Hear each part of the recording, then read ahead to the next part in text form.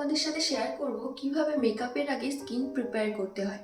আজকে বেসিক্যালি আমরা ড্রাই স্কিনের কথা বলবো। ড্রাই স্কিন যাদের রয়েছে তারা কিভাবে মেকআপের আগে স্কিনকে প্রিপেয়ার করলে ফ্ললেস বেস মেকআপ করতে পারবে। চলো তাহলে দেরি না করে ভিডিওটা শুরু করা যাক। ফেস ক্লিন করে নেওয়ার পরে আমরা টোনার বা মিস্ট ইউজ করব। এখানে বলি ফেসের যতটা পরিমাণে টোনার বা মিস্ট প্রয়োজন আমরা ততটাই অ্যাপ্লাই করব, দেন 10 সেকেন্ড মতো ওয়েট করব প্রোডাক্টটা ভালো করে ফেসের মধ্যে অ্যাবজর্ব হওয়ার জন্য।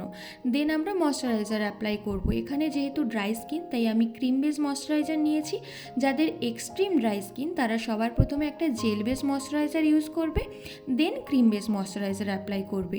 ময়শ্চারাইজার অ্যাপ্লাইয়ের সময় মাথায় রাখবে ফেস এবং নেকের মধ্যে জেন্টালি মাসাজ পদ্ধতিতে একটু সময় নিয়ে আমাদের অ্যাপ্লাই করতে হবে।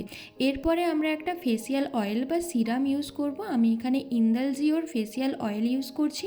তোমাদের কাছে যেই কোম্পানির সিরাম থাকবে সেটা ইউজ করবে, সেটাও কিন্তু জেন্টালি মাসাজ পদ্ধতিতে। বুঝতে পারবে যে ফেসের মধ্যে ড্রাইনেসটা কিন্তু অনেকটাই চলে গেছে। এরপরে যারা দিনের বেলায় বেরোবে মেকআপ করে তারা অবশ্যই সানস্ক্রিন ইউজ করো।